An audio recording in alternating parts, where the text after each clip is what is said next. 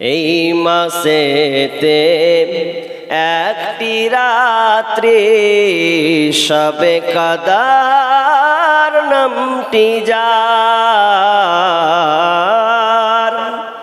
এই মাসেতে একটি রাত্রি শবে কদর নামটি যার। হাজার মাসের সেরা সেরা মুচাই পাপীর দুঃখ ভার। এই মাসেতে নাজিল হলো নবীর উপর আল কোরআন। ভোরের আগে নিয়ত বন্ধ ভুল করো না মুসলমান, ভুল করো না মুসলমান। এই মাসেতে দুইটি খুশি, একটি খুশি ইফতারের।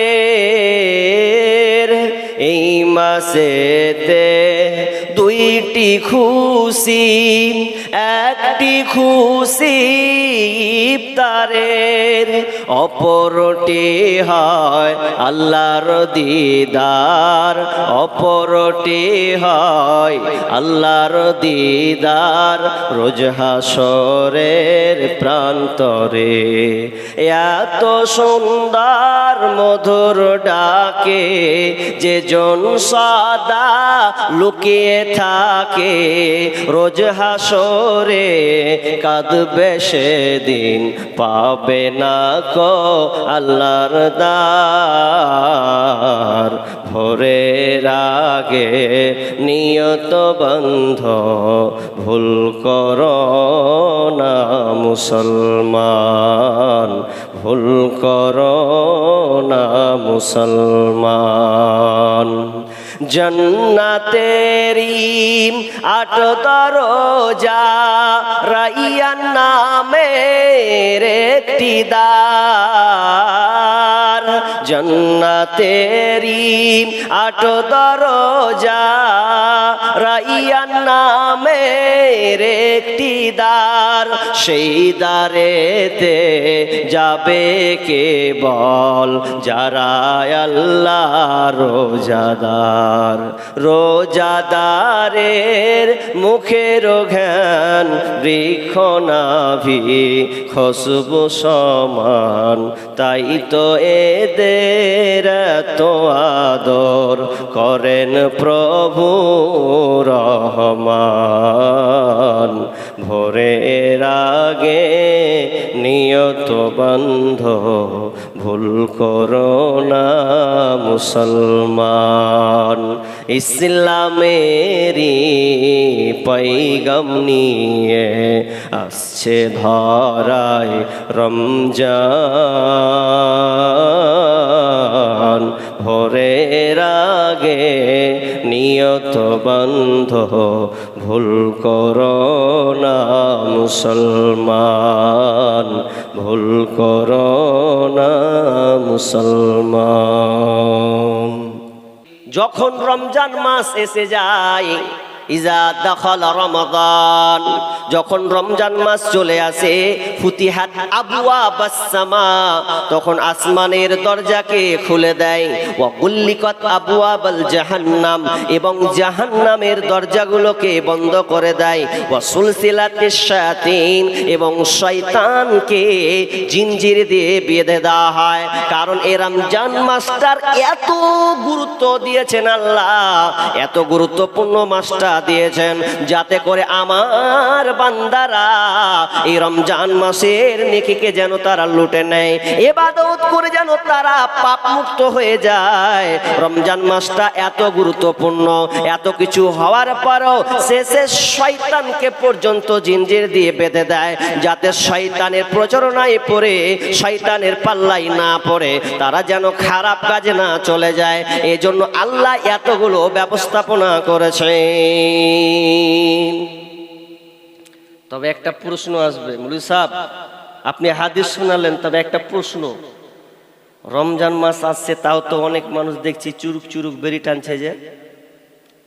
রমজান মাসে দেখছি আরো অনেকে আছে খায়, অনেক অন্যায় কাজে লিপ্ত আছে, যে তা আপনি বললেন সংসার শয়তানকে জিনজির দিয়ে বেঁধে দেয়, বাধার কারণটা কি? যাতে মানুষ পাপে না লিপ্ত হয়। তো রমজান মাসে মানুষ পাপ করে না? করে না? নাই করে তো। একটা উদাহরণ দিলে যথেষ্ট, ইশারা বিকাফি। উদাহরণটা কি? উদাহরণটা ধার করছি কার কাছ থেকে? ডক্টর জাকির নায়েকের কাছ থেকে। ডক্টর জাকির নায়েককে যখন প্রশ্ন করা হলো যে রমজান, আপনি বললেন এই হাদিসটা, তো রমজান মাসে মানুষ অনেক আছে গুনাহ কাজ করে, তখন তিনি উত্তর কি দিয়েছিলেন? উত্তর কি দিয়েছিলেন? উত্তর দিয়েছিলেন, আচ্ছা বলো তোমরা কি বাঘ দেখেছো কিনা? বলছে বাঘ দেখেছি। আচ্ছা বলো বাঘটা খাঁচার মধ্যে তাকে রাখা আছে, তুমি কোনো চিড়িয়াখানা গেলে দেখবে খাঁচার গণ্ডিতে তাকে বেঁধে রাখা আছে, কিংবা কোনো একটা খাঁচাতে তাকে বন্দি করা হয়েছে। এখন তুমি দূর থেকে দেখছো যে বাঘটাকে ধরে রাখা হয়েছে খাঁচার মধ্যে। এখন তুমি যদি ভণ্ডামো করার জন্যে, তুমি যদি ওই বাঘটাকে দেখার জন্য বেশি নিকটবর্তী চলে যাও, কাছাকাছি চলে যাও, দিয়ে তুমি ওর শিকল খানকে ধরে দিয়ে যদি বলো বাঘ কেমন আছিস রে, আচ্ছা বলেন বাঘটা আপনাকে রাখবে না আপনাকে আক্রমণ করার চেষ্টা করবে? জি, আপনি ওর কাছাকাছি হয়ে গেলেন, বাঘ তখন একদম খাবলে, একদম চিতাবাঘের মতন এমন খাবলে আপনাকে ধরার চেষ্টা করবে, যে আপনাকে টেনে নেওয়ার চেষ্টা করবে যদি আপনি তার কাছাকাছি হন। বাঘ তো বাঘই, তো ও আপনাকে ছাড়বে না যদি কাছে পেয়ে নেয়। ঠিক তেমনি ভাবে মানুষ জানে এটা অন্যায় কাজ, এটা অশ্লীল কাজ, যদি সেই মানসিকতাকে দূরে সরিয়ে দেয়, যদি সে সরে যায়, আর যদি রোজা নামের পেটেন্টটাকে সে যদি ধরে রাখে, তাহলে তাকে তার ব্রেন নাড়া দেবে যে এটা যাওয়া ঠিক নয়। আসলে যারা যায় না, ওরা যে পাপ করে, তো ওই বাঘের মতনই তারা স্বভাবটা ব্যবহার করে। বাঘের কাছাকাছি যেমন গেলে তার রেহাই নাই, তাকে খাপড়ে ধরে, ঠিক তেমনি ভাবে শয়তান যেগুলো মানুষের আগে থেকে মানে প্রেটেন্ড করে রেখেছেন, শয়তান মানুষকে যেভাবে তার অভ্যাসে পরিণত রেখেছেন, ওই অভ্যাসটা তাকে আক্রমণ করে। আগে থেকে তো খারাপ কাজে লিপ্ত আছে, জন্য ওই দিকে ধাবিত হয়ে যাচ্ছে। জি, শয়তান বাঁধে আমার আপনার কল্যাণের জন্য। চলুন, আমরা অনেক মানুষ আছি, আমি আজকে বয়ানটা শেষ থেকে শুরুতে নিয়ে যাব, কারণ কদিন থেকে প্রথম থেকে শুরু নিয়ে যাচ্ছি, তো কোথাও ফুল আলোচনা করতে পাই না, ওই জন্য আমি শেষ থেকে প্রথমের দিকে নিয়ে যাব, তারপর যা হয়। কি বলছি? কারণ 83-84 আয়াত ছেড়েছি, 85 নম্বর আয়াত ধরেছি। রমজান মাস আসলে আমরা অনেক মানুষ হাই হুতাশ করি, অনেকে আবার বাঁচার জন্য পরিকল্পনা করি যে কি করে বাঁচা যায়। অথচ হতভাগা তারাই যারা রমজান মাসকে পেল, কিন্তু রমজান মাসকে কি পাপ মিটাতে পারলো না। তাহলে একটা হাদিস শুনুন, তারপর আমি আয়াতের দিকে যাই। আল্লাহ রাসূল যখন প্রথমে মিম্বারে উঠলেন, রকিয়াল মিম্বার, ফাকালা আমিন আমিন আমিন, 3 বার আমিন বললেন। তো এইরকম দৃশ্যটা সাহাবীরা এর আগে দেখেনি। ফাকিলা লাহু ইয়া রাসূলুল্লাহ সাল্লাল্লাহু আলাইহি ওয়াসাল্লাম, হে আল্লাহ রাসূল, আপনি এরকম করলেন, আপনি যে এরকম 3 বার আমিন আমিন বললেন, মা কুনতা তাসনাউ হাদা, আপনাকে তো এরকম আগে দেখিনি। আগে তো আপনি সিঁড়িতে চড়েছেন মিম্বারে, কিন্তু এইরকম দৃশ্য আপনাকে 3 বার আমিন আমিন বলা দেখিনি, এটা কি করে হোক, কেন আপনি করলেন? তখন বিশ্বনবী সাহাবীদেরকে উত্তর দিলেন, সাহাবীরা, আমি 3 বার আমিন আমিন বললাম, এটা তোমরা দেখেছো, এটা দেখার কারণ কি? এটা আমার করার কারণটা কি? ফাকালা জিবরিল, যখন জিবরিল আসলো, জিবরিল এসে তিনি বলা শুরু করে দিল, প্রথম নম্বরে যেই ব্যক্তি রমজান মাসের রোজাকে পেল, রমজান মাসের সিয়ামকে পেল, অথচ সিয়াম পাওয়ার পরেও তার পাপকে মিটাতে পারল না, তার পাপ মোচন করতে পারল না, ওই ব্যক্তিটা ধ্বংস হোক। যখন জিবরিল আমিন এই কথা বলেছেন, তো আমি সঙ্গে সঙ্গে আমিন বলে দিয়েছি। রমজান মাস পেল, কাপচুরি করার কোনো কায়দা নাই, পেয়েছেন, রমজান আপনাকে, রমজানের রোজা আপনাকে রাখতে, মাসে রোজা রাখতে হবে। এখন রোজা রাখলেন বা না রাখলেন, একটা কথা বোঝার চেষ্টা করেন। রমজান মাস পেলেন, কিন্তু রমজান মাস পেয়ে আপনার পাপ আপনি মিটাতে পারলেন না, পাপ মোচন করতে পারলেন না, তো আল্লাহ রাসূল বদদুয়া জিবরিলের সঙ্গে যুক্ত হয়ে গেলেন, দিয়ে বললেন আমিন। আল্লাহ রাসূল উম্মতে মুহাম্মাদীর জন্য তিনি বদদুয়া চান না, তিনি সব সময় চাইতেন আল্লাহ আমার উম্মতে মুহাম্মদ, আমার উম্মতিদের কি হবে কি হবে, এ নিয়ে তিনি কাঁদতেন, সারা রাত পার করে দিতেন উম্মতির জন্য, আমাদের জন্য। অথচ এখানে আমিন যুক্ত করে দিলেন। রমজান মাস পেল, কিন্তু রমজান মাস পাওয়ার পরে তার পাপ মেটাতে পারল না। দ্বিতীয় জায়গাতে আমিন বললেন কেন? দ্বিতীয় জায়গাতে আমিন বলার কারণ হলো, জিবরিল আমিন বললেন, যেই ব্যক্তি পিতা মাতা বার্ধক্যে চলে গেছে, আর পিতা মাতা মা কিংবা বাবা কোনো একজনকে পেল, কিন্তু পিতা মাতাকে পাওয়ার পরেও সে জান্নাত নিতে পারল না, এক কথায় বাপ মায়ের খিদমত করে জান্নাত নিতে পারল না, বাপ মাকে সন্তুষ্টি করতে পারল না, ওই ব্যক্তিটা ধ্বংস হয়। একটু এই কথাটা বলি কেন, সামনে রমজান মাস, তো এই কথাটা খুবই উপকারী এবং গুরুত্বপূর্ণ একটা সাবজেক্ট, যে আর সামনে রমজান মাস আসছে। তো রমজান মাস আসছে, তো অনেকের আমি দেখি যে বাপ আর বেটার সঙ্গে সম্পর্ক ভালো নেই, রাগারাগি আছে, গুসা আছে, কেন অমুক জিনিস হয়ে গেছে, বাপের সঙ্গে কথা বলে না, অনেকে আছে মায়ের সঙ্গে কথা বলে না, কেন ওর সাদা চামড়ার বহু বলে দিয়েছে, তো বহু বলে দিয়েছে, যা হয় হবে। এখন মনের মতন বউ একটু বলে দিয়েছে তোমার মা এরকম, তোমার বাপ এইরকম, যখন ও কয়েছে তোমরা ওই রকম, তো তোমাদের সঙ্গে আমার কোনো সম্পর্ক নাই। অনেক আছে বাপের সঙ্গে এখন পর্যন্ত ভালো করে কথা বলে না, অথচ ও হারামি, বাপ চিনলো না বাপ কাকে বলে, মা কাকে বলা হয়, মা কত বড় নেয়ামত এখনো ও চিনতে পারেনি, বিধায় বইয়ের পাল্লাই পড়ে ও ডিভাইড করে দিয়েছে, আলাদা হয়ে গেছে। কিন্তু হতভাগা, তুমি দুনিয়াতে যত আমল করো, যত ইবাদত করো, ইবাদত করে যত বাকি আমল তুমি করো না কেন, বাপ মা যদি তোমার উপরে নারাজ থাকে, অসন্তুষ্ট থাকে, তাহলে তোমার জন্য জান্নাত নাই। জি, তোমার জন্য জান্নাত নাই। কেমন কথা, বাপ মা যদি বদমাশ হয়, বদমাশও যদি হয়, তবুও তোমার বাপ মায়ের সঙ্গে তোমাকে ভালো ব্যবহার করতে হবে। কেন আপনারা ইতিহাস তো অনেক পড়েছেন, অনেক ঘটনা জানেন। ইব্রাহিম আলাইহিস সালামের পিতা কে? বাবা আজর। কত বদ ছিল, কত বদ, মূর্তি পূজক, মূর্তি বানাতেন, বানিয়ে বিক্রি করতেন।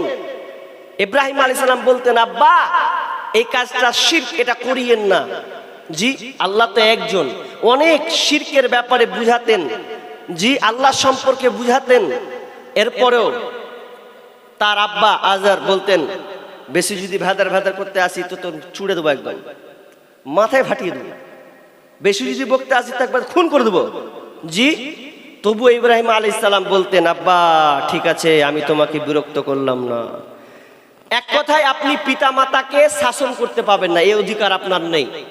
আপনি বুঝাতে পারবেন, একজন আলেমকে নিয়ে যান, বুঝিয়ে নেন, একজন চাচাকে নিয়ে যান, একজন মুরব্বীকে নিয়ে যান, একটা সমাধান করেন, কিন্তু আপনি বাপ মাকে শাসন করতে পাবেন না, এটা আপনার জন্য হারাম। কেনা হারাম? একটা খালি কোরআনের আয়াত দিছি, তারপরে আমি ওই আমার বিষয়ের দিকে চলে যাচ্ছি। আল্লাহ রাব্বুল আলামিন বলছেন, বিসমিল্লাহির রহমানির রহিম, ওয়া ওয়াসাইনাল ইনসানা বিওয়ালিদাইহি হামালাতুহু উম্মুহু ওয়াহানান আলা ওয়াহানিন ওয়া ফিসালুহু ফি আমাইন আনিশকুর লি ওয়া লিওয়ালিদাইক ইলাইয়াল মাসির। আল্লাহ সুবহানাহু ওয়া তাআলা বলেন, আমি মানুষ, ওয়াসাইনাল ইনসানা বিওয়ালিদাইহি, আমি মানুষকে নির্দেশ দিয়েছি তার পিতামাতার ব্যাপারে, আমি মানুষকে ইহসান করতে বলেছি তার পিতামাতার ব্যাপারে, তারা যেন পিতামাতার সঙ্গে ভালো ব্যবহার করে, ভালো ইহসান যা তারা যেন করে। ওয়াসাইনাল ইনসানা বিওয়ালিদাইহি হামালাতুহু উম্মুহু ওয়াহানান আলা ওয়াহানিন, কারণ দুর্বলতার উপরে দুর্বলতা, কষ্টের উপরে কষ্ট স্বীকার করেছে তার মা। তার মা কত দুর্বলতা দুর্বলতা স্বীকার করেছে, তাহলে তার মায়ের সঙ্গে তোমরা খারাপ ব্যবহার করবে না। মা কত দামি জিনিস। আল্লাহ সুবহানাহু ওয়া তাআলা বাপ মায়ের ব্যাপারে ইহসান করতে বললেন। কেন ইহসান করতে বলা হয়েছে? ওয়াফিসাম কেন করা হলো? ওয়াহানান আলা ওয়াহানিন, দুর্বলতার উপরে দুর্বলতা স্বীকার করেছে। তুমি যখন পেটে এসেছিলে, তোমার মায়ের 1 মাস গেল, 2 মাস গেল, 3 মাস গেল, ওয়াহানান আলা ওয়াহানিন, দুর্বলতার উপরে দুর্বলতা। তুমি পেটে যত বড় হবে, 2 মাস 3 মাস 4 মাস হবে, মায়ের কষ্ট তত দ্বিগুণ বাড়বে। ওই মা তখন বসে শান্তি পাবে না, দাঁড়িয়ে শান্তি পাবে না, শুয়ে না শান্তি পাবে না, খেয়েও শান্তি পাবে না। তোমাকে পেটে নেওয়ার কারণে তোমার মা টানা 9 মাস 10 দিন কষ্ট করেছে, এরপরে তোমার সঙ্গে খারাপ আচরণ করেনি। এমনকি তুমি যখন তোমার উপরে যখন 4 মাস হওয়ার পরে যখন ফুক মেরে দেওয়া হয়েছে, আত্মা ফুকে দেওয়া হয়েছে, তুমি এমন জোরে লাথালাথি করেছো, মায়ের পেটে এমন ভাবে তুমি মেরেছো, এরপরে মা হাসি মুখে নিয়েছে, আমার ধনটা আমাকে লাথি মারছে, কোনো কষ্ট সে মনে করেনি। অথচ তার উপরে এত বিশাল তার কষ্ট, কত বড় তার কষ্ট, আল্লাহ এটা স্মরণ করিয়ে দিয়েছেন। তোমার মা তোমাকে দুর্বলতার উপরে দুর্বলতা স্বীকার করেছে, শুধু তাই নয়, এবং তোমাকে 2 বছর পর্যন্ত দুধ পান করিয়েছে। অতএব তোমার সেই সবাই দুনিয়াতে বিকল্প, দুনিয়াতে আর কোনো খাবার ছিল না, তুমি তোমার মায়ের খাবারে তুমি টিকেছিলে। এটা ব্যবস্থা কে করেছে? তো আমি আল্লাহ। আনিশকুরলি, অতএব তোমরা আমার শুকরিয়া আদায় করো, ওয়ালি ওয়ালিদাইক, এবং তোমরা পিতা মাতার শুকরিয়া আদায় করো, ইলাইয়াল মাসির। এবং শেষের বেলা আল্লাহ এই কথা কেন বললেন? ছিল আলোচনা পিতা মাতার, শেষে বললেন ইলাইয়াল মাসির। এটা কেন তিনি বললেন?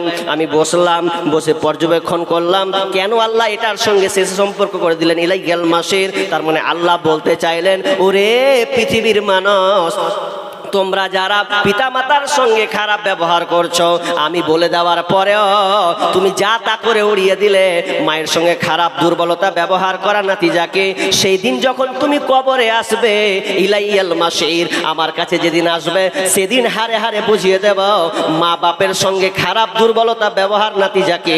সেদিন তুমি বুঝতে পারবে মা কাকে বলা হয়। অতএব খবরদার, তোমরা পিতা মাতার সঙ্গে খারাপ ব্যবহার করবে না।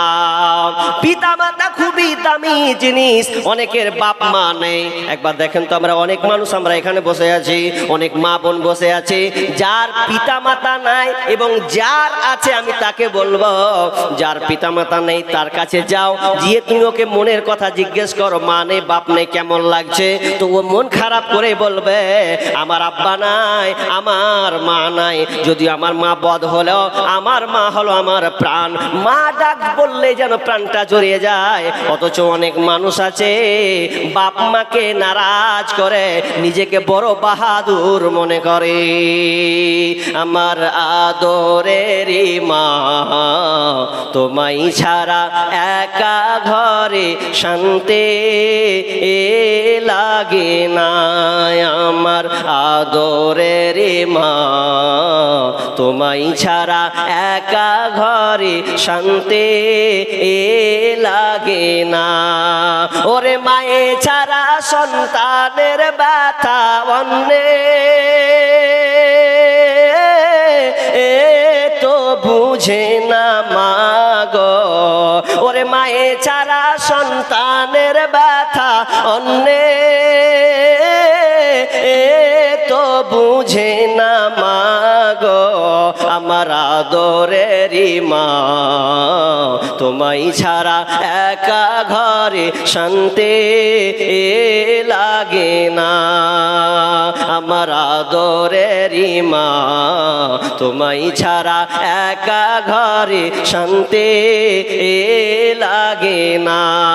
ওরে সন্তান বাড়ি না আসিলে মায়ে তো ঘুমাই না। সন্তান বাড়ি না আসিলে মায়ে তো ঘুমাই না। ঘরে আর বাহিরে মায়ে করে আনা গোনা মাগো।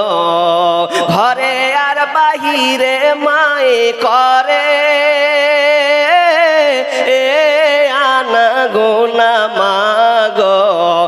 আমার আদরেরই মা, তোমায় ছাড়া একা ঘরে শান্তি লাগে না। শত কষ্ট দিলেও মায়ের সন্তানকে ভুলে না, শত কষ্ট দিলেও মায়ের সন্তানকে ভুলে না। মায়ের মতো এই জগতে হয় না, তার তুলনা মাগো। মায়ের মতো এই জগতে হয় না, তার তুলনা মাগো।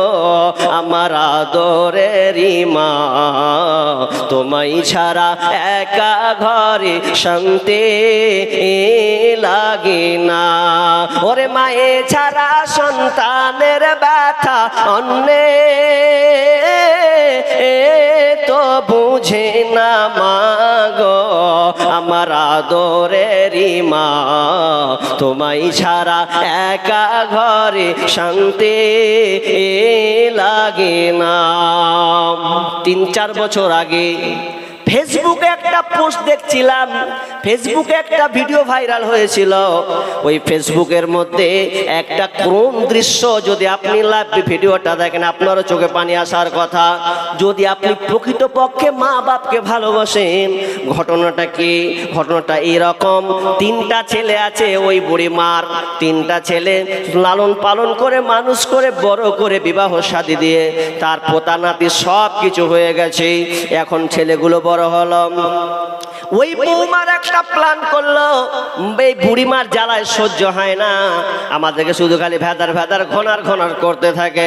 কোনো কাজে উপযুক্ত নয়, কোনো কাজ তার দ্বারা সম্ভব হয় না। বড় বউ দেখছে না, মেজো দেখছে না, সেজো দেখছে না, সবাই যেন রাগ গুসা দেখাচ্ছে, তুই দেখবি না তো আমিও দেখবো না, বলছে আমিও দেখবো না। করতে করতে শেষমেশ একটা প্ল্যান করা হলো, তাহলে ওই বুড়িকে কি করতে হবে, কোন একটা রাস্তার পাশে ছেড়ে দিয়ে চলে আয়। যখন ওই মেয়েটা ওই বুড়িমাকে ছেড়ে দিয়ে চলে আসলো, মেয়েটা ওই বুড়িমাটা কদিন থেকে আছে রাস্তার ধারে, তো টানা 1 মাস ধরে তিনি যেন ওখানে আছেন। খাবারটা কে দেয়? ওই বুড়িমার একজন বান্ধবী ছিলেন। ওই বান্ধবীটা মাঝে মধ্যে, বান্ধবী তো বান্ধবী, ওই বান্ধবীটার খোঁজ নিতেন বারবার। আমার বান্ধবী হালাত, তিনি কাঁদতেন, বান্ধবী তোর কপাল কত খারাপ, তোর বৌমারা তোকে দেখলো না, ছেলেরা তোকে মানুষ করলে চোখের সামনে দেখলাম, সেই ছেলেরা তোকে দেখছে না। এমন সময় এই কয়দিন যেতে না যেতে সাংবাদিকের নজরে চলে গেছে। একজন সাংবাদিক তখন ওই মায়ের কাছে যখন হাজির হয়ে গেছে, তখন ওই মাকে প্রশ্ন করছে, মা তুমি এখানে কতদিন থেকে আছো? তো ওই বুড়ি মা বলছে, আমি 1 মাস অতিক্রম করলাম, 1 মাস হয়ে গেল, এখন পর্যন্ত আমার ছেলেরা আমাকে কেউ দেখার জন্য আসেনি, কেউ নাই, কেউ নাই। চোখের পানি বুড়ি মাটা ফেলছে।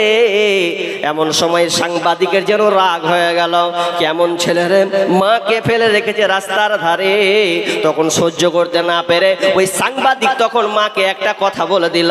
কি যেন প্রশ্ন করলো, মা বলো, ঠিক আছে তোমাকে ওরা ফেলে গেছে, কিন্তু আমার রাগ এই কারণে হচ্ছে যে কেন তোমার সঙ্গে এটা খারাপ ব্যবহার করলো। তবে মা আমি তোমার জন্য একটা কাজ করতে পারি। কি করবে বেটা? বলছে তোমার ছেলেরা যারা তোমাকে রাস্তায় ফেলে এসেছে তাদের নামে আমি কেস ঠুকে দেব, মামলাতে দড়িয়ে বাড়াবো, এমন ভাবে কেস দিব জেলে পচিয়ে ছাড়ব। যখন এই শব্দ বলা, জেল ভরব, কেস ঠুকে দেব, যখনই এই কথা শব্দ বলেছে বুড়িমাটা ওই সাংবাদিকের হাত কান ধরে বলছে, বেটা রে খবরদার এ কথা তোমরা বলো না, আমি মা সহ্য করতে পারবো না, আমার ছেলেরা জেলে যাবে, আমি মা এটা সহ্য করতে পারবো না। অতএব আমি চাই তোমরা কখনো তোমরা আমার ছেলেদের সঙ্গে খারাপ ব্যবহার করো না। আমি চাই আমার ছেলেরা সুখে থাক, ভালো থাক, আমাকে তারা দেখতে না আসুক, আমি আর কিছুদিন পরে মারা যাব, কিন্তু খবরদার আমার ছেলেগুলো যেন জেলে না যায়, আমি মা সহ্য করতে পারবো না। মা কাকে বলে? ছেলের জেলের কথা শুনছে তো বলছে, না বেটা এটা করা যাবে না, আমি কদিন বাঁচি না হয় মরে যাব। জি, মা কাকে বলে তুমি চিনোনি? চিনবে একদিন, বুঝবে একদিন মাকে। বাবা কাকে বলা হয়? আমরা অনেক সময় বাপ মায়ের সঙ্গে খারাপ ব্যবহার করি। জি, এখনো সময় আছে। আপনি মনে করছেন আমি রমজান মাস পেয়ে যাব, আমার গুনাহ ক্ষমা হয়ে যাবে, আর বাপ মাকে আমি নারাজ করে দেব? জি, আপনি সাহারি খাবেন, আপনি ইফতার করবেন, আর আপনার বাপ মা কি খেলো না খেলে গুরুত্ব তোমার নাই।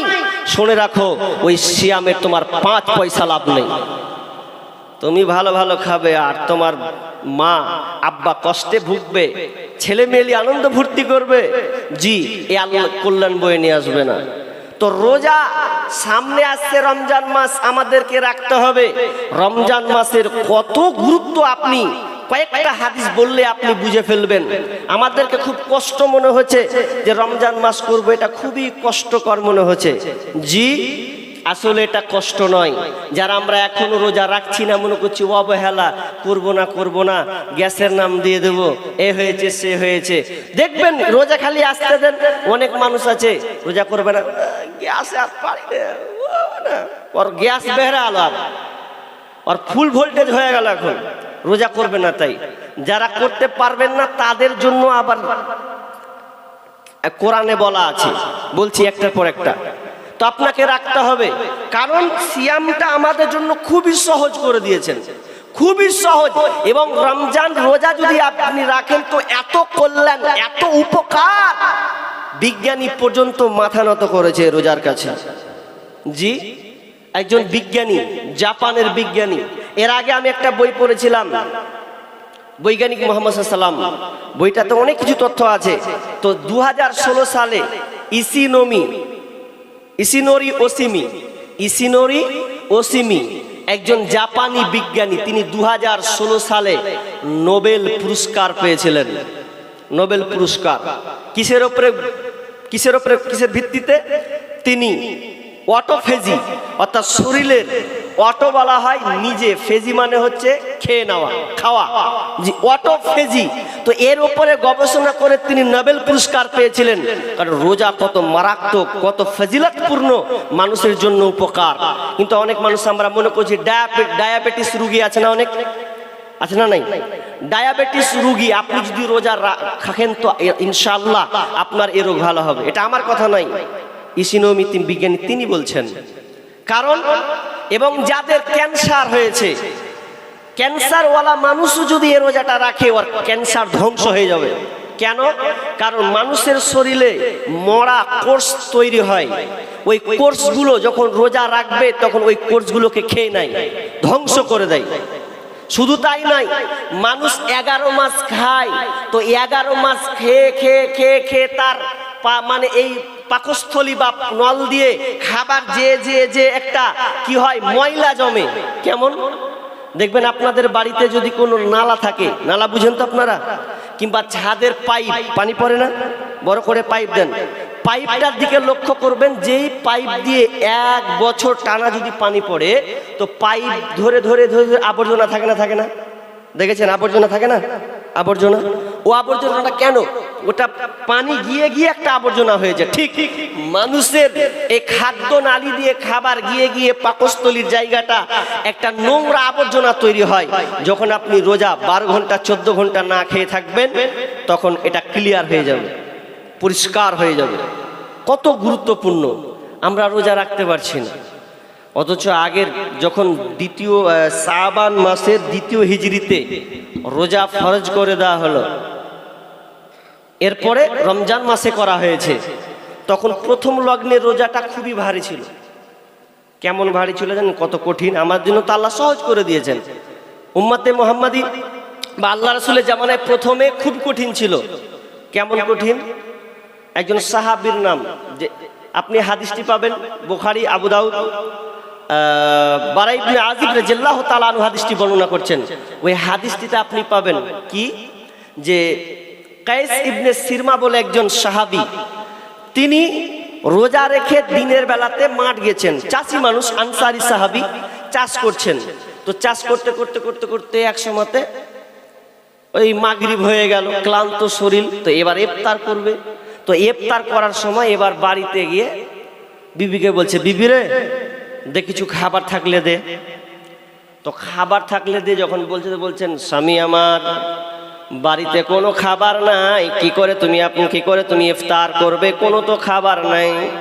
তখন স্ত্রী বলছে, স্বামী আমার আপনি একটু বসুন, এখানে আরাম নিন, আমি পাশের বাড়ি গিয়ে কোনো খাবার পাই কিনা একটু তালাশ করি, তারপরে আপনি এটা দিয়ে আপনি রোজাকে ভাঙবেন। এমন সময় ওই নারী যখন বাড়ি থেকে বেরিয়ে গেলেন খাবার তল্লাশিতে, খাবার যখন কিছুক্ষণ লেট হয়ে গেল, খাবার যখন আনতে এলেন, বাড়ি যখন ঢুকলেন, ঢোকার সময় স্বামীকে দেখছে, ওরে আমার স্বামী, তিনি জানো কাজের এত কাজেতে ব্যস্ত হয়েছিলেন যে পুরো ক্লান্ত শরীরে সম্পূর্ণ যেন ঘুমিয়ে পড়েছেন। তখন বিবি বলছেন, হায় আফসোস, ওরে আমার স্বামী, তুমি কি কাম করে দিলে, তাহলে তো তোমার জন্য খাওয়া হারাম হয়ে গেল, আর তুমি খেতে পাবে না, ঘুমিয়ে গেছো যখন আর খাবার খেতে পাবে না। কখন খেতে পাবে? একদিন তো না খেয়ে আছে, তারপর দিন যখন সন্ধ্যা আসবে তখন সে খেতে পাবে, তার আগে তার জন্য খাওয়া হারাম। এই খাবার হারাম, এই জন্য তিনি আবার সকালে মাঠে চলে গেছেন, কাজেরত হয়ে গেছেন, দুপুর বেলাতে আর যেন থাকতে পারছেন না। এমন সময় চোখগুলো যেন টানা টানা হয়ে গেছে, বড় বড় হয়ে গেছে, মনে হচ্ছে আর বাঁচবে না। এমন অবস্থা, সাহাবীরা দৌড়ে এসে ওই সাহাবীটাকে কি করলেন, তার মুখে যেন পানিকে ঢেলে দিলেন, তাতে করে যেন একটু তৃপ্তি পায়। পানি ঢেলে দিয়ে তার রোজাকে ভঙ্গ করে দিলেন। পয়গামটা গেল কার কাছে? তো নবীর কাছে চলে গেলেন। শুধু তাই নয়, ওই দিনই আবার উমর রাদিয়াল্লাহু তাআলা আনহু রাতের বেলা স্বামী স্ত্রী মিলন করে ফেলেছেন। তার মানে সেই সময় রাতের বেলাও স্বামী স্ত্রী মিলন করতে পাবে না, এটা হারাম। যদি ঘুমিয়ে যায় খেতে পাবে না, খেতে পাবে, মিলন করতে পাবে কতক্ষণ পর্যন্ত? তো ইফতার থেকে নিয়ে 8টা পর্যন্ত, এশার পর্যন্ত, এই সামুক 1-2 ঘন্টা সময়, এই সময়টা তাদের জন্য সুযোগ ছিল। বাকি সে খেতেও পাবে না, স্বামী স্ত্রী মিলনও করতে পাবে না। যখন এই কাজ হয়ে যাওয়া, তখন আল্লাহ সুবহানাহু ওয়া তাআলা সূরা বাকারার 187 নম্বর আয়াতকে অবতীর্ণ করে দিলেন, উহিল্লা লাকুম লাইলাতাস সিয়ামির রাফাতু ইলা নিসাইকুম হুন্না লিবাসুল লাকুম ওয়া আনতুম লিবাসুল লাহুন্না। আল্লাহ সুবহানাহু ওয়া তাআলা তখন বললেন, ওরে তোমরা রাতের বেলায় তোমরা স্বামী স্ত্রী সম্ভোগ করো, স্বামী স্ত্রী মিলনে যাও, তোমাদের কোনো অসুবিধা নাই, তোমাদের জন্য সারা রাত তোমাদের ছাড় দেওয়া হলো। তোমরা ফজরের পূর্বে পর্যন্ত স্বামী স্ত্রী মিলন করলেও তোমাদের গুনাহ হবে না, এটা তোমাদের জন্য হালাল। শুধু তাই নয়, শেষে আল্লাহ সুবহানাহু ওয়া তাআলা বললেন, কুলু ওয়াশরাবু, তোমরা খাও, পান করতে থাকো। কতক্ষণ পর্যন্ত খাবে? কালো রেখা থেকে নিয়ে সাদা রেখা পর্যন্ত, ফজরের পূর্বের পর্যন্ত তোমরা যত পারবে, তোমার গলাতে যত আটে, তোমার হলারে যত আটে, তুমি খেয়ে চলে যাও, তোমার গুনাহ হবে না। তোমার সামনে খাবার আছে, খেয়ে যাও, কোনো ডিস্টার্ব নাই। কত কঠিন ছিল জি, আর এখন কত হালকা হয়েছে, যে ইফতার থেকে গেলে একদম ফজরের পূর্বে পর্যন্ত সারা রাত যা মন চাই করো, জি খাও। স্বামী স্ত্রীর মহব্বত, ভালোবাসা, প্যার, কোনো সমস্যা নাই। তবে সেই সময় সমস্যা ছিল। তাহলে এত সুন্দর একটা সহজ আল্লাহ আমাদের জন্য ব্যবস্থাপনা করে দিলেন, জি এতে কল্যাণ আছে। রোজা রাখলে কি লাভ, কি ফায়দা আছে? 2-1টা হাদিস বলবো, যদি আপনার ঈমান থাকে, তাহলে আপনার দিল নরম হয়ে যাবে যে আল্লাহ এত বড় ফজিলত দিয়েছেন। হ্যাঁ, বিশাল বড় ফজিলত। জানেন, আপনি নামাজ পড়বেন তো নামাজের নেকি ফেরেশতাদের মাধ্যমে দেওয়া হবে। আপনি দান করবেন তো দান করে ফেরেশতার মাধ্যমে দেওয়া হবে। ভালো ভালো আমল আছে যেগুলো ফেরেশতার মাধ্যমে আপনি পেয়ে যাবেন। কিন্তু রোজা ব্যতিক্রম। রোজা এমন একটা ইবাদত যেটা ফেরেশতার মাধ্যমে দিবে না। কার মাধ্যমে দিবে জানেন? আল্লাহ বলছেন, যারা রোজা রাখে ওটা কোনো ব্যক্তির জন্য রোজা রাখা নয়, স্বয়ং তারা আমার জন্য রোজা রাখে, আমার বান্দারা। এই জন্য আমি আমার বান্দারা যদি আমার জন্য রোজা রেখেছে, এর ফলাফল আমি কারো মাধ্যমে নয়, বরং আমি স্বয়ং আল্লাহ নিজের হাতে আমি বান্দাকে প্রাইজ দেব, নিজের হাতে আমি পুরস্কৃত করব। এটা কোনো মাধ্যম থাকবে না, স্বয়ং আমি আল্লাহ নিজে বান্দাকে নিজের হাতে আমি তাকে প্রাইজ দান করব, পুরস্কার দেব। শুধু তাই নয়, ওই সঙ্গীতের মাধ্যমে বলেছিলাম জান্নাতের 8খানা দরজা আছে, জান্নাতের 8টা দরজা আছে। ইন্না ফিল জান্নাতি বাবান ইউকালু লাহুর রায়্যান, বাব একটা দরজা আছে জান্নাতের, তার নাম হলো রায়্যান। রায়্যান নামের একটা দরজা আছে, ওই দরজাতে কে ঢুকবে, কে যাবে, কে প্রবেশ করবে, অন্য কোন আমলদার যারা আছে তারা কিন্তু ঢুকবে না। ইউকালু লাহুর রায়্যান, ওই রায়্যানেটা কে ঢুকবে? তো ওরা ঢুকবে কারা? যারা রোজাদার, দুনিয়াতে রোজা রেখেছে, ওই দরজা দিয়ে তারা প্রবেশ করবে। দিয়ে ফেরেশতারা ডাকবে, রোজাদারকে ডাকবে, আইনা সাইমুন, আইনা সাইমুন, রোজাদাররা কোথায়? তোমরা আসো, আসো, আসো। এই দরজাটা শুধু তোমাদের জন্য, লা তাদখুলু মিনহু আহাদুন গায়রুহুম, অন্য কেউ এই দ্বার দিয়ে প্রবেশ করতে পারবে না, শুধু যারা রোজাদার তাদের জন্য এটা স্পেশালি দরজা। জান্নাতেরি 8 দরজা, রায়্যান নামের একটি দ্বার, সেই দ্বারেতে যাবে কেবল যারা আল্লাহ রোজাদার। রোজাদারের মুখের ঘ্রাণ বৃক্ষ নাভি খুশবু সমান, তাই তো এদের এত আদর করেন প্রভু রহমান। ভোরের আগে নিয়ত বান্ধ, ভুল করো না মুসলমান। দামি একটা ইবাদত আমরা ছেড়ে দিচ্ছি জি ভাই। তবে যারা আমরা রোজা রাখি না, রোজা আমরা রাখতে চাচ্ছি না, তাদের ব্যাপারে একটা ভয়ঙ্কর হাদিস বলছি, ভালো করে শুনেন জি। যারা আমরা রোজা রাখছি না, রোজা রাখছি না, তাহলে আমাদের জন্য ক্ষতি দুনিয়াতেও আছে আবার আখেরাতেও আছে জি। বারা ইবনে আজিব রাদিয়াল্লাহু তাআলা আনহু বর্ণনা করছেন, আল্লাহ রাসূল শুয়ে আছেন, ঘুমিয়ে আছেন। তো ঘুমিয়ে যখন আছেন, তিনি স্বপ্নে দেখছেন যে 2জন লোক আসলো, আর 2জন লোক এসে আমার 2 বাহুকে ধরে নিয়ে চলে গেল, এটা উঁচু জায়গা। তো নিয়ে যখন চলে যেছে, তো ওরা বলছেন আপনি উঠেন, নবীকে বলছে আপনি উঠেন। বলছে আমি উঠতে পারবো, এত উঁচু জায়গা, আমরা আপনাকে হেল্প করবো, আপনি উঠেন। তো 2জনের হেল্পে তারা ওপরে উঠে গেল। ওপরে যখন উঠে গেল, তো প্রথমে দেখতে পেলেন কি জানেন, কি শুনতে পাচ্ছেন? বিশাল আওয়াজ, কান্নার আওয়াজ, ভয়ঙ্কর আওয়াজ বিশ্বনবী শুনতে পেলেন। এমন ভয়ঙ্কর ভয়ঙ্কর যেন আওয়াজ, এত ভয়ঙ্কর আওয়াজ কাদের? এরা কারা চিল্লাছে বলো, কাদের এগুলো আওয়াজ? তারা বলল ইয়া রাসূলুল্লাহ, এগুলো আওয়াজ হলো জাহান্নামীদের, জাহান্নামীরা চিৎকার করছে, আযাবে ছটফট করছে। তিনি আবার তাদেরকে সামনে নিয়ে গেলেন। সামনে গিয়ে আমি দেখতে পেলাম কিছু ব্যক্তিদেরকে, যাদেরকে উল্টা করে খাসির মতন করে টাঙিয়ে দেওয়া আছে, এবং তাদের ললাট এবং তাদের মুখের এগুলোকে গালকে চিড়ে দেওয়া আছে, আর উল্টা করে টেঙে দিয়ে তাদের মুখ দিয়ে যেন রক্ত ঝরছে, লালা যেন ঝরছে। যেমন খাসিকে যেমন উঠিয়ে খালিয়ে যেমন উঠিয়ে দেওয়া হয়, উল্টা করে গাছে টাঙিয়ে দেওয়া হয়, ওই রকম দেখতে যেন তারা মুখ বিকৃত হয়ে আছে, এত খারাপ যেন লাগছে।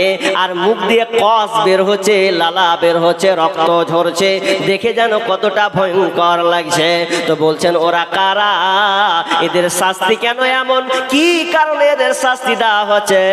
বিশ্বনবীকে বলা হলো এদের শাস্তি এই কারণে হচ্ছে, এরা দুনিয়াতে ইফতার টাইম হওয়ার আগে, ইফতারের আগে ওরা খেয়ে ফেলতো, ওরা টাইম হয়নি তার আগে খেয়ে নিত, এই জন্য তাদের এই শাস্তিটা হচ্ছে।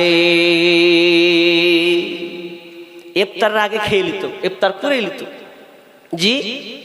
অথচ একটা হাদিসে আছে লা তাজালু উম্মতি বিখাইর মা'আজ্জালুল ইফতার।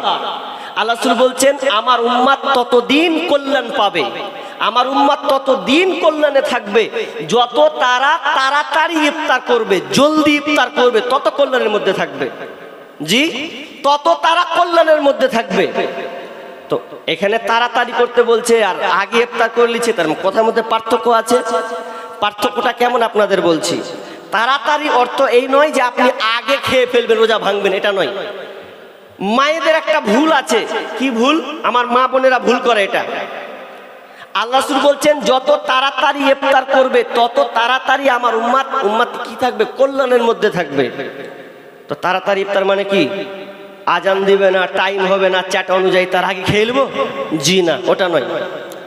অনেক মা আছে দেখবেন ওই চুলাতে আগুন মানে জাল ঠেলেই দিয়েছে আর এদিকে আর 5 মিনিট টাইম আছে, ওই সময় তো দাঁত ঘুষছে এন করে, তখন আর যেমনি আজান দিয়ে দেয় আর তখনই কইছে তোরা খাবার লাগতে পারিস না, লে ইফতার লিয়াই।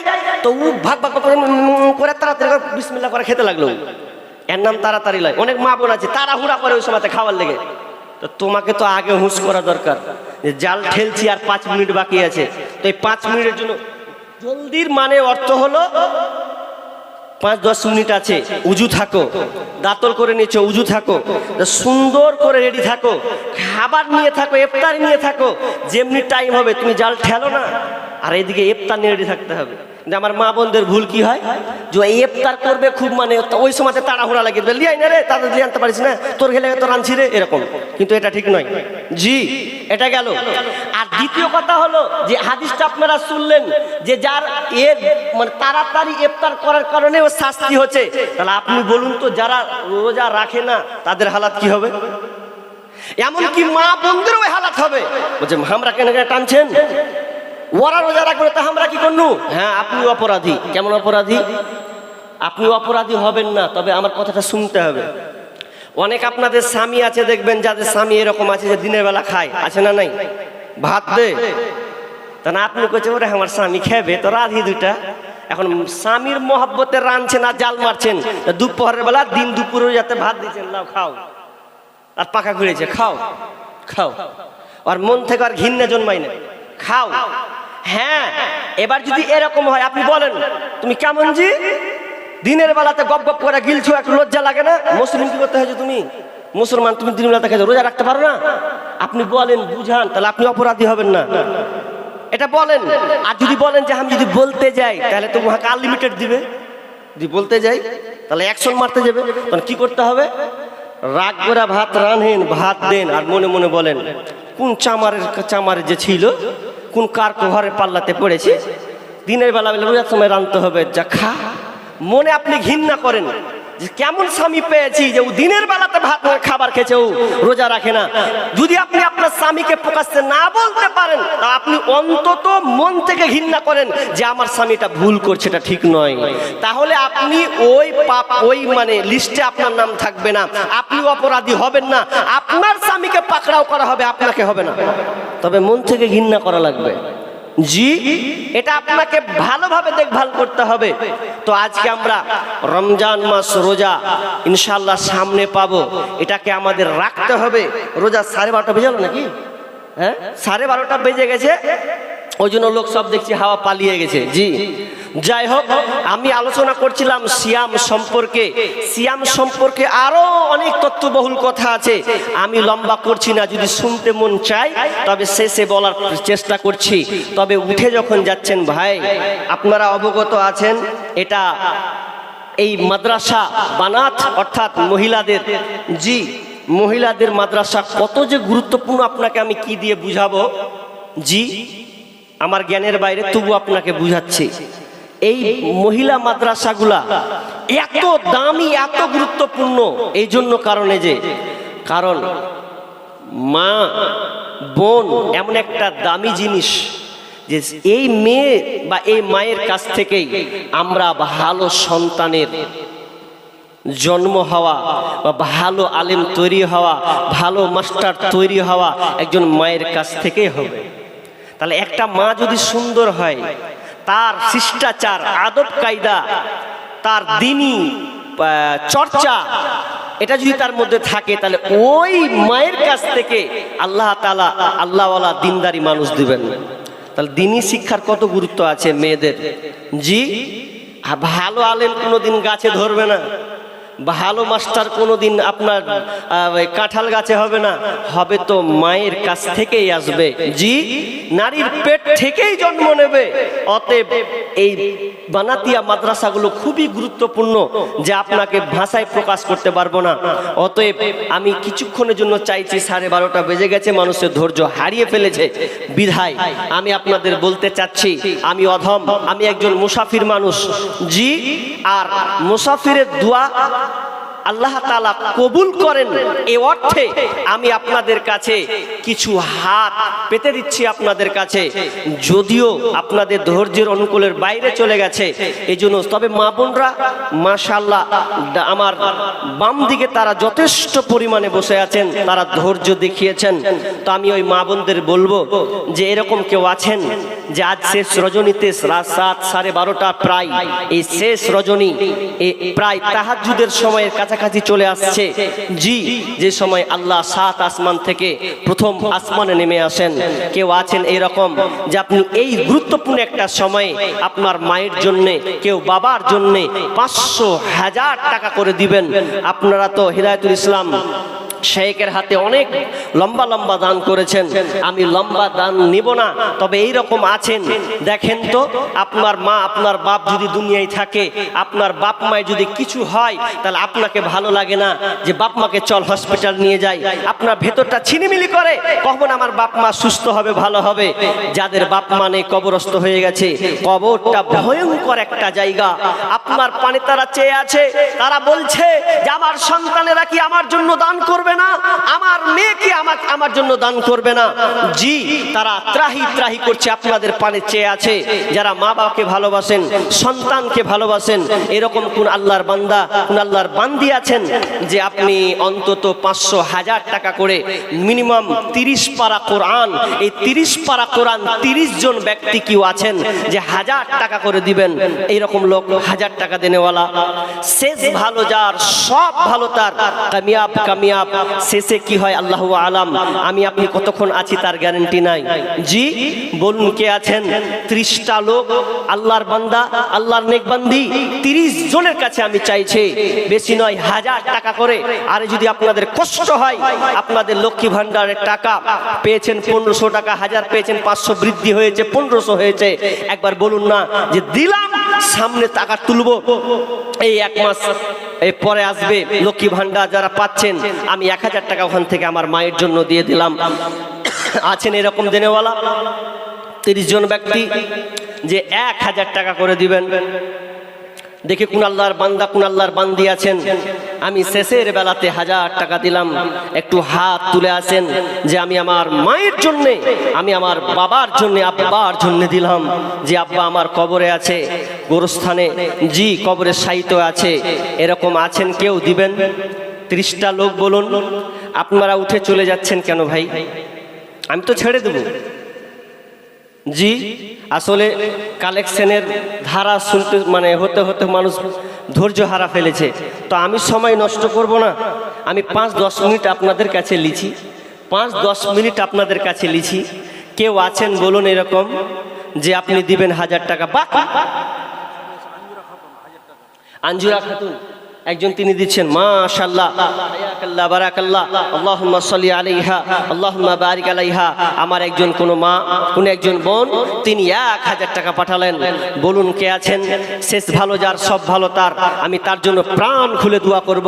জি, এমন আসুন, 30 জন চেয়েছি, 30 পারা একটা কোরআন হলো 30 পারা, 30 জন, আমি বেশি 31 নম্বর চাইব না, 32 নম্বরও নিব না। কে আছেন বলুন যে আপনি, কি নাম? মেরাজুল ইসলাম, তিনি 1000 টাকা দিলেন। আল্লাহুম্মা সাল্লি আলাইহি, আল্লাহুম্মা বারিক আলাইহি, হায়াকাল্লাহ, বারাকাল্লাহ। মা বোন আপনারা অনেক আছেন, একটু মন দিলকে নরম করে দিয়ে। সাহাবুদ্দিন সাহেবের স্ত্রী 1000 টাকা, কমিটি সাহাবুদ্দিনের স্ত্রী, ও উনি বাবার জন্য দিচ্ছেন। বাবার জন্য তিনি 1000 টাকা দিলেন। আল্লাহুম্মা সাল্লি আলাইহি আল্লাহুম্মা বারিক আল হায়াক আল্লাহ বারাকাল্লাহ। আল্লাহ তুমি তার দানকে কবুল করে নাও, বালা মুসিবত দূর করে দাও। বাবার জন্য দিয়েছেন। আল্লাহুম্মা গফির লাহু ওয়ারহামহু ওয়া আনতা খায়রুর রাহিমিন। আমিন সুম্মা আমিন। বলুন কোন আমার বোন আছেন একবার মনকে নরম করে দিয়ে আসুন, শেষ ভালো যার সব ভালো তার, শেষের প্যাককালে আপনি চাইছি এটা রাত, গভীর রাত, আল্লাহ তাআলা নেমে আসেন প্রথম আসমানে। জি, এরকম একটা মূল্যবান একটা সময় কে আছেন ইনশাআল্লাহ যে আমি 1000 টাকা এই বানাতিয়া মাদ্রাসায় আমি দান করব? 30টা লোক চেয়েছি, 2-4টা অলরেডি হয়ে গেছে, সংখ্যায় কমতে আসবে। খালি একবার বলে যান কার দ্বারাতে। মুর্শেদ আলীর স্ত্রী তিনি 1000 টাকা। আল্লাহুম্মা সাল্লি আলাইহা আল্লাহুম্মা বারিক আলাইহা। আল্লাহ তুমি তার মায়ের দানকে আল্লাহ তুমি কবুল করে নাও। আয়েশা বিবি বাবা মায়ের জন্য 1000 টাকা। আল্লাহুম্মা সাল্লি আলাইহা আল্লাহুম্মা বারিক আলাইহা। বাবা মায়ের জন্য আল্লাহ তিনি দোয়া চেয়েছেন, দান করেছেন। আল্লাহুম্মা গফির লাহু ওয়ারহামহু ওয়া আনতা খায়রুর রাহিমিন। আল্লাহ তুমি দানকে কবুল করে নাও, আল্লাহ তুমি তার পিতা মাতাকে আল্লাহ তুমি ক্ষমা করে দাও। আমিন আমিন। মাগো তোমার মতো লই না কেহ আমায় বুকে টানি, আঁচল দিয়া মুছে না কে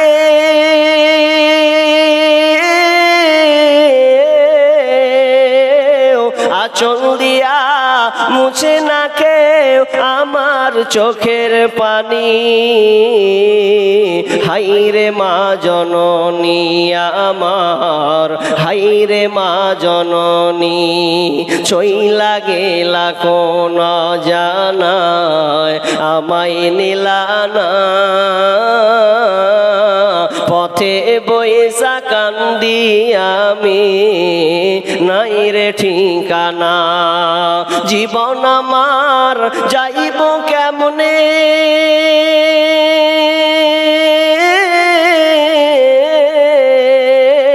জীবন আমার যাইব কেমনে একটু ভাবনি।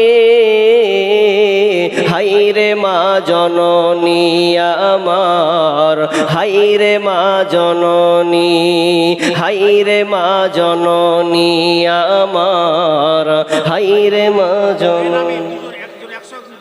বেনামিতে একজন 200 টাকা আর একজন দিয়েছেন 100 টাকা। আব্দুল আশকাপাড়া থেকে 1000 টাকা। আল্লাহুম্মা সাল্লি আলাইহি আল্লাহুম্মা বারিক আল হায়াক আল্লাহ বারাকাল্লাহ। আল্লাহ শেষের বেলায় আমি জানি না কে দিবে কে দিবে না, আল্লাহ আমি মাধ্যম চাওয়ার মাধ্যম চাইছি। আল্লাহ তুমি জানো, তুমি তো অন্তর্যামী, তুমি হচ্ছে আলিমুম বিজাতিস সদর, তুমি হচ্ছে অন্তর্যামী। জানি না তোমার কোন বান্দাকে দিয়ে তোমার কোন বান্দিকে দিয়ে আজের শেষের বেলা আমার হাতে দিবে। আল্লাহ তুমি যাকে কবুল করবেন সেই দান করবে। অতএব আল্লাহ তুমি যারা এই নিয়তে আশা আকাঙ্ক্ষায় দান করেছে, আল্লাহ তুমি তাদের সকলকে দানকে কবুল করে নাও, বালা মুসিবত দূর করে দাও। আমিন আমিন। গোরস্থানের একটু মাটি বাইনা করে রাখ রে, গোরস্থানের একটু মাটি বাইনা করে রাখ। কখন জানি আসবে রে তোর মানুষ, কখন জানি আসবে রে তোর দুনিয়া ছাড়ার ডাক রে। গোরস্থানের একটু মাটি বাইনা করে রাখ রে, গোরস্থানের একটু মাটি বাইনা করে রাখ। মাটির কি নাম? সুলতান। সুলতান আস্কাপাড়া থেকেই গ্রামটা আস্কাপাড়া না, আস্কাপাড়া গ্রাম। সুলতান ভাই তিনি 1000 টাকা। আল্লাহুম্মা সাল্লি আলাইহি আল্লাহুম্মা বারিক আল হায়াক আল্লাহ বারাকাল্লাহ। আল্লাহ তুমি দানকে কবুল করে নাও, বালা মুসিবত দূর করে দাও, রোজগারে বরকত দাও। যে উদ্দেশ্যে দিয়েছেন আল্লাহ তুমি দানকে কবুল করে নাও। আমিন আমিন। বলেন তাড়াতাড়ি কে আছে? মা বোন আর কেউ আছে লিখান, ইনশাআল্লাহ দোয়া করে দেবো। জি বলুন। 1000 টাকা বেশি চাইনি আপনাদের কাছে, 10 নয়, 5 নয়, 2 নয়, 1000 করে দিলেও যদি 30 জন দাঁড়িয়ে যান, জি ইনশাআল্লাহ আল্লাহ আপনাদের দান কবুল করবেন। জি বলুন কে আছেন ভাই? আর কে আছেন বলুন? আইরিন পারভিন ওর ছেলের জন্য 1000 টাকা। আচ্ছা, আইরিন পারভিন, ও ছেলের জন্য দিয়েছেন 1000 টাকা। অসুস্থ সাবেরা পারভিন 1000 নগদ, আর 1000 বাকি। বলেন হাসিমুদ্দিন আহমেদ। আচ্ছা,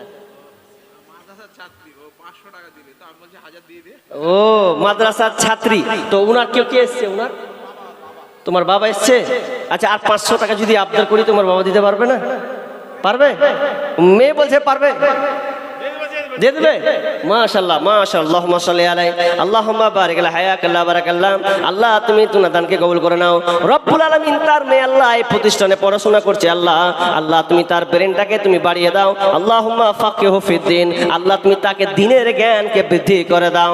আল্লাহ যেন সে মুকাম্মাল করতে পারে, মানুষের সামনে যেন কোরআন হাদিসের পর্যালোচনা করতে পারে, মানুষকে বুঝাতে পারে। পঙ্খানু আল্লাহ তুমি মেজাজ তার মধ্যে দাও, আল্লাহ তার মধ্যে জ্ঞান তুমি বৃদ্ধি করে দাও। রব্বানা তাকাব্বাল মিন্না ইন্নাকা আনতাস সামিউল আলিম। আমিন আমিন। হাই রে হাই, ভাই রে ভাই, এ কেমন যুগ এসেছে, স্বামী সন্তান পর করে মোবাইল আপন করেছে। হাই রে হাই, ভাই রে ভাই, এ কেমন যুগ এসেছে, আজকে মিস কল কালকে ডাইরেক্ট, পরশুতে পরিচয়, চতুর্থ দিন আপা বলে খাড়া হয় দরজায়। মোবাইল স্বামী স্ত্রীর সম্পর্ক ভ্যানিস, জানেন? একটা খাটে আর বিবিও মোবাইল ঘাটে, আর স্বামীও। আপনার এদিকে নেই মনে হয়? বিবির হাতেও মোবাইল আছে, আর স্বামীর হাতেও মোবাইল আছে। ও আপনার দেখছে, ও আপনার দেখছে, ভালোবাসা শেষ। আর আগের জামানাতে কি হতো, মোবাইল ছিল না, দুজনে একটু একটু একটু করে গল্প করতে করতে ঘুমিয়ে যেত। আর এখন ও আলাদা, ই আলাদা। জি, আকমালুর রহমান পাশেই উনার স্ত্রী। ও যেটা দিয়েছিল ওটা। হ্যালো, মাইক শেষের বেলা ভয় খেয়ে লিখে নগদ দেখা যাবে, তাই তো? আল্লাহুম্মা সাল্লি আলাইহি, আল্লাহুম্মা বারিক হায়াকাল্লাহ বারাকাল্লাহ। আর কয়েকজন মিলে দিয়েছেন, হায়াকাল্লাহ বারাকাল্লাহ। আল্লাহ তুমি দানকে কবুল করে নাও, বালা মুসিবত দূর করে দাও। আমিন আমিন। হাই রে হাই, ভাই রে ভাই, এ কেমন যুগ এসেছে, স্বামী সন্তান পর করে মোবাইল আপন করেছে। হাই রে হাই, ভাই রে ভাই, এ কেমন যুগ এসেছে, আজকে মিস কল কালকে ডাইরেক্ট, পরশুতে পরিচয়, চতুর্থ দিন আপা বলে খাড়া হয় দরজায়। স্বামী জিজ্ঞেস করলে বলে, স্বামী জিজ্ঞেস করলে বলে, বলছে আত্মীয় এসেছে। হাই রে হাই, ভাই রে ভাই, এ কেমন যুগ এসেছে, 24 ঘন্টায় নাই রে বিশ্রাম, ফোন বুকের ভিতরে, উদাস উদাস মন তাহারি সংসার করে না রে। 24 ঘন্টায় নাই রে বিশ্রাম, ফোন বুকের ভিতরে, উদাস উদাস মন তাহারে সংসার করে না রে। বিদেশে পাঠাইয়া স্বামী, কর্মেতে পাঠাইয়া স্বামী, প্রেমিকের সাথে ঘরে। হাই রে হাই, ভাই রে ভাই, এ কেমন যুগ এসেছে, স্বামী সন্তান পর করে মোবাইল আপন করেছে। হাই রে হাই, ভাই রে ভাই, এ কেমন যুগ এসেছে, এই মোবাইলে যোগাযোগ করে 3 সন্তানের ওই মা, নতুন সংসার করব বলে হয়ে যায় দিবানা। এই মোবাইলে যোগাযোগ করে 4 সন্তানের ওই মা, নতুন সংসার করব বলে হয়ে যায় দিবানা। এ মোবাইল কারো চলছে আবার, এ মোবাইল কারো চলছে আবার, কারো আবার জ্বলছে। হাই রে হাই, ভাই রে ভাই, এ কেমন যুগ এসেছে, স্বামী সন্তান পর করে মোবাইল আপন করেছে। হাই রে হাই, ভাই রে ভাই, এ কেমন যুগ এসেছে। জি, মোবাইল স্বামী স্ত্রীর সম্পর্ক আস্তে আস্তে দূরত্ব করে দিচ্ছে। তবে প্রকৃত যারা তাদের তো ঠেকাতে পারবে না, কিন্তু আজকে বর্তমান প্রেক্ষাপট আপনাকে বলছি, স্বামী স্ত্রীর মধ্যে ভালোবাসা অনেকটা দ্রুত হয়ে গেছে এই মোবাইল আসার কারণে। অতএব আমি বলবো স্বামীকে প্রাধান্য দিন, স্বামীর মতন বড় নিয়ামত আর কেউ নাই। অনেক মা বোন আছে, জি মা বোন আবার আছে বাড়ি থেকে যখন বের হয় অত সাজগুজ নয়, আঞ্জুরা ওই দিয়ে দিল 1000 টাকা, আল্লাহুম্মা সাল্লি আলাইহা আল্লাহুম্মা বারিক লাহা কাল্লা বারাকাল্লাহ, আল্লাহ তুমি দানকে কবুল করে নাও, বালা মুসিবত দূর করে দাও, আমিন আমিন। জি আর আজকে ও থাকলে দেন আপনাদের শেষ মেসেজ আমি আমার বন্ধুদেরকে দিই, জি স্বামীর খিদমত করুন, স্বামীকে ভালোবাসুন, এর বিনিময়ে জান্নাত। কারণ স্বামীকে যদি রাগান্বিত রাখেন, স্বামীকে যদি আপনি নারাজ রাখেন আর আপনি ইবাদতে গুজার হন, তাহলে এই ইবাদত বরবাদ হবে।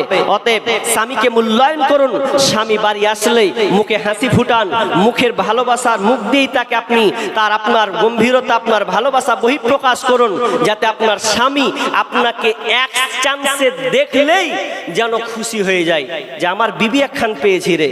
কিন্তু আজকালকার কইতে তো হয় না, যদি কাউকে চাচা বাড়ি যাবে না তো চাচির জ্বালায় মরছি রে, তো চাচির মুখ দেখতে জি করে না, কেন চাচা বলছে আর কইস না, বাড়ি যাচ্ছি আর ভেদানি আর মুখকে 5 কেজি করে ফুললে থাকছে, আর কি করে বাড়ি যাব।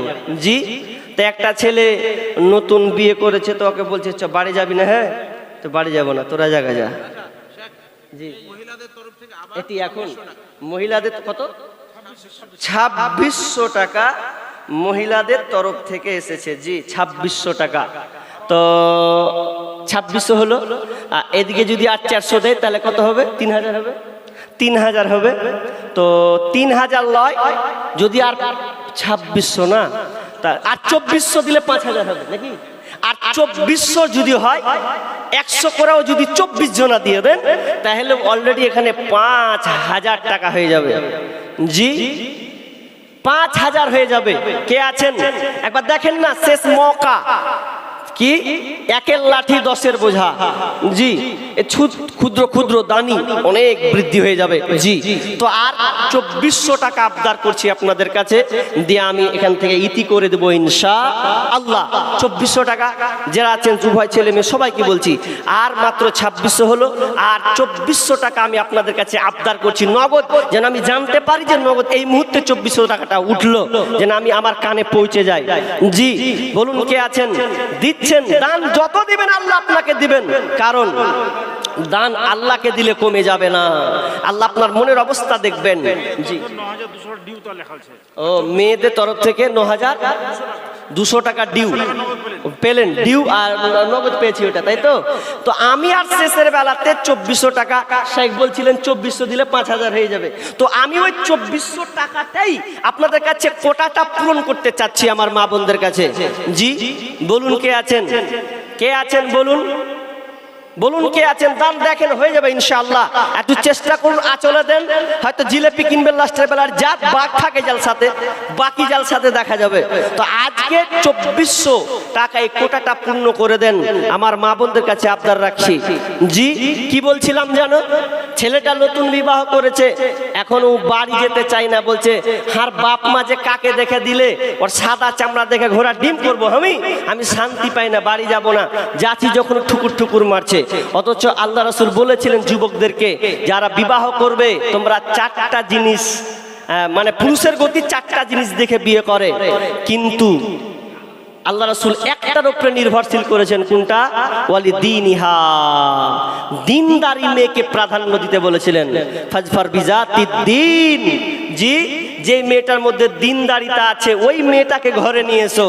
আর দিনদারি মেয়ে বাদ দিয়ে কোথায় মেলাতে ঘুরতে গেছিল, সুন্দরী দেখতেন, বিউটিফুল, সবাই দেখছে কার বেটি রে, ওটাকে নিয়ে কবুল করলেন, জীবনে শান্তি পাবেন না।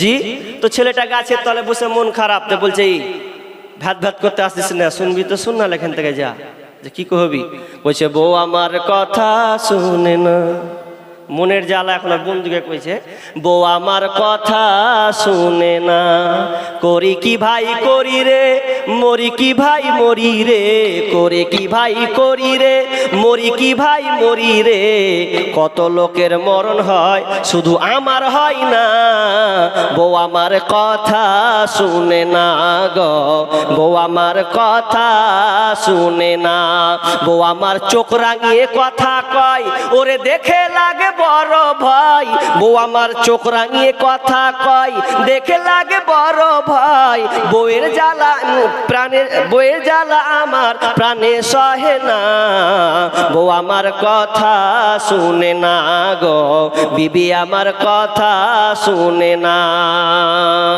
কষ্টে বেচারি গান গেয়েছে, বলছে বাহারই যাবো না, জান জ্বলিয়ে দিলে।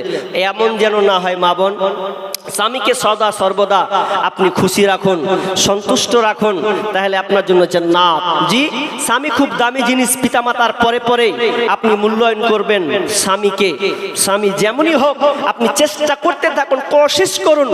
স্বামী তো ফেরাউনের মতন নয়, আসিয়া কত ধৈর্য ধরে কষ্ট করে পৃথিবী ছেড়ে চলে গেছেন, দুনিয়াতে জান্নাত দেখে নিয়েছেন। জি, তো আমি চাই আপনারা সংসার আপনাদের হাতেই সুন্দর হবে।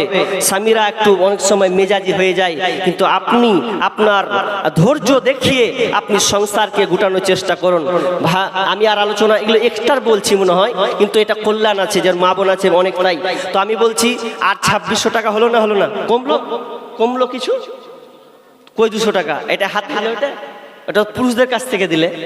জি মা বোন, কমবে না, একটু কমবে না? দেখুন 2400 টাকাটা কোটা হবে না, আর 2400 নয়, মানে আর মনে হয় 2200 টাকা লাগছে।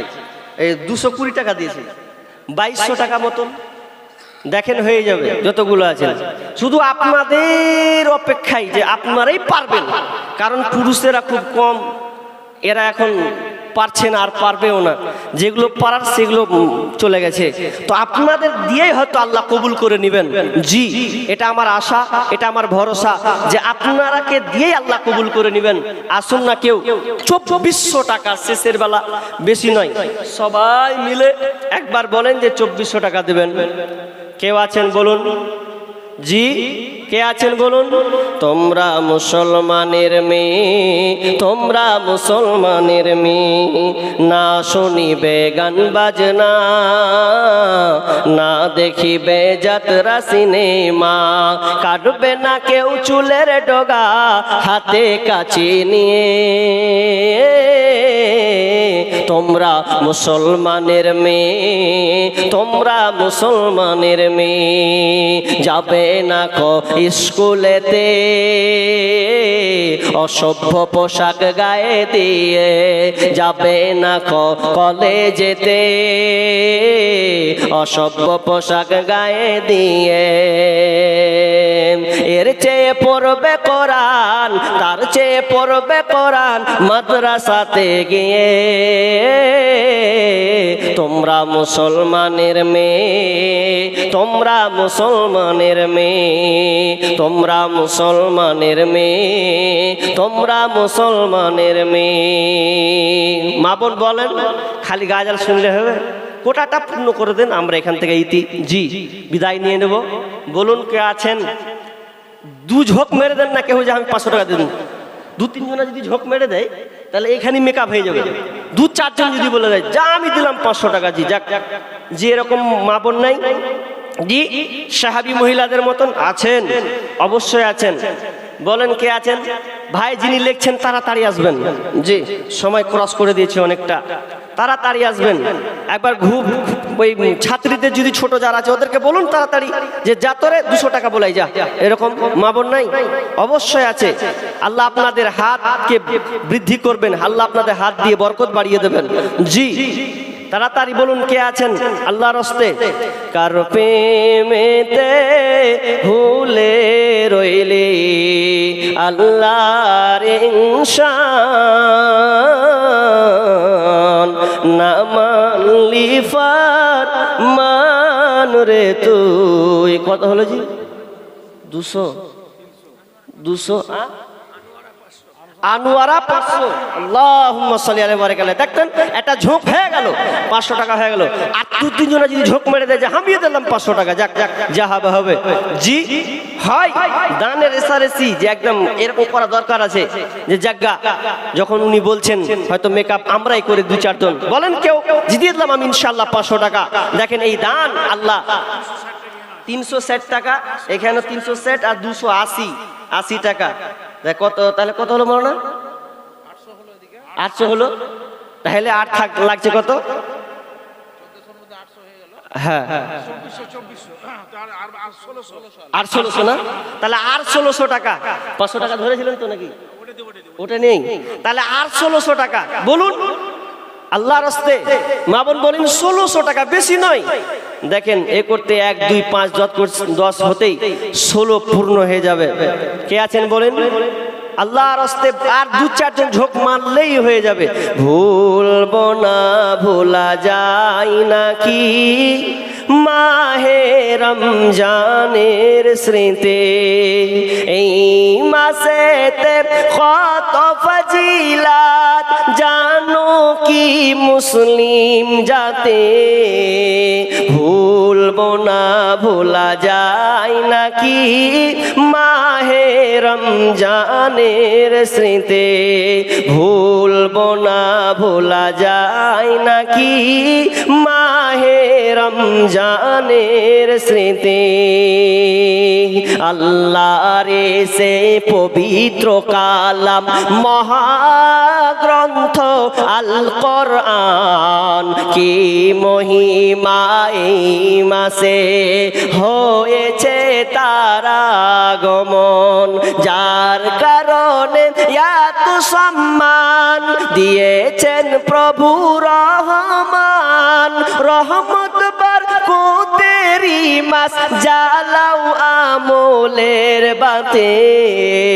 ভুলবো না, ভোলা যায় নাকি মাহে রমজানের স্মৃতি, ভুলবো না, ভোলা যায় নাকি মাহে রমজানের স্মৃতি।